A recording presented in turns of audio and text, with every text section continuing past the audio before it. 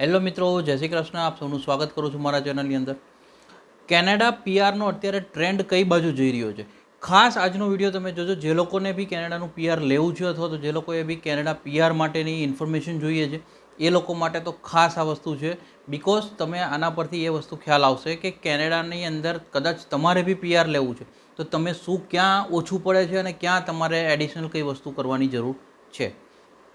Channel પર જો નવા છો તો સબસ્ક્રાઈબ કરી દેજો. મેક્સિમમ લોકોને શેર કરવાનું ના ભૂલતા, because spread education support education.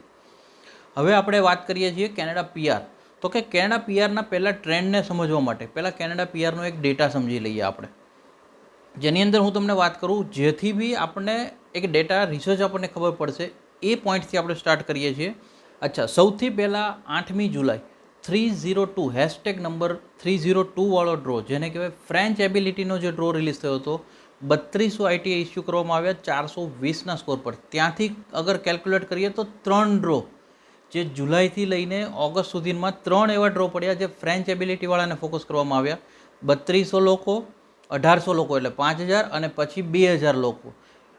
Trend સિલેક્શનનો જોજો, CRS પોઈન્ટ 420થી નીચે આવ્યો 400 અને 400થી નીચે 394 સુધી સિલેક્શન આવ્યું. એટલે એક પોઈન્ટ તમારા મગજમાં ખ્યાલ આવી ગયો કે એક વસ્તુ છે ફ્રેન્ચ, જે ઓલવેઝ હું બી તમને કહું છું અને IRCC બી કન્ટિન્યુઅસલી કહી રહી છે, ફ્રેન્કોફોન કોમ્યુનિટી ઉપર વધારે પડતું ફોકસ છે. 26મી ઓગસ્ટથી એ જ લોકોના સપોર્ટ માટે બી એક ફ્રેન્ચ એબિલિટીવાળાને જ ફોકસ કરીને ન્યૂ પ્રોગ્રામ બી લોન્ચ થવાનો છે. તો તમે લોકો બી અલ્ટિમેટલી ફ્રેન્ચ લેંગ્વેજ જો શીખશો અને ફ્રેન્ચ લેંગ્વેજ પોતાની ફાઇલમાં એડ કરશો તો બેનિફિટ મળશે.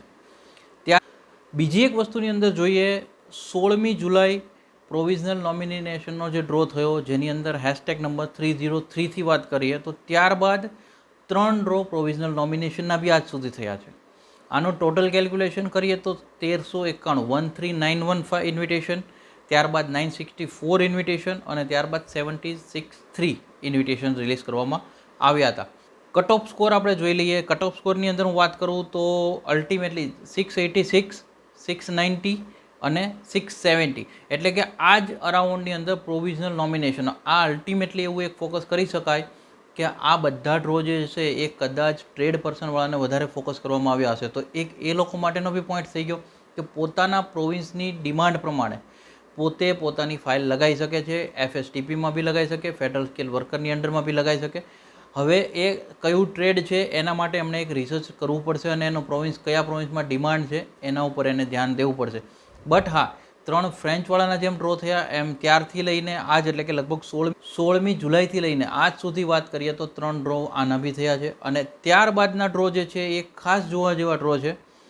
કેનેડિયન એક્સપિરિયન્સ ક્લાસ, જે લગભગ મેં તમને કીધું 2-2.5-3 વર્ષથી હોલ્ડ પર હતા, એના બી 3 ડ્રો થયા છે. તો એ બી એક ફોકસ કરવા જઈજો. હવે જે લોકો કેનેડામાં સમય વિતાવી ચૂક્યા છે એ લોકો માટેનો ખાસ પોઈન્ટ, હેશટેગ નંબર 304 17મી જુલાઈથી કેનેડિયન એક્સપિરિયન્સ ક્લાસના ડ્રોની વાત કરીએ 6300, 5000 અને 3200 આઈટી ઇસ્યુ કરી દેવામાં આવે, એટલે કે 14500 લોકોને એક મહિનાની અંદર સિલેક્ટ કરવામાં આવે છે જે કેનેડિયન એક્સપિરિયન્સ ક્લાસવાળા હતા. CRS point continuously down 515, 510 and 509.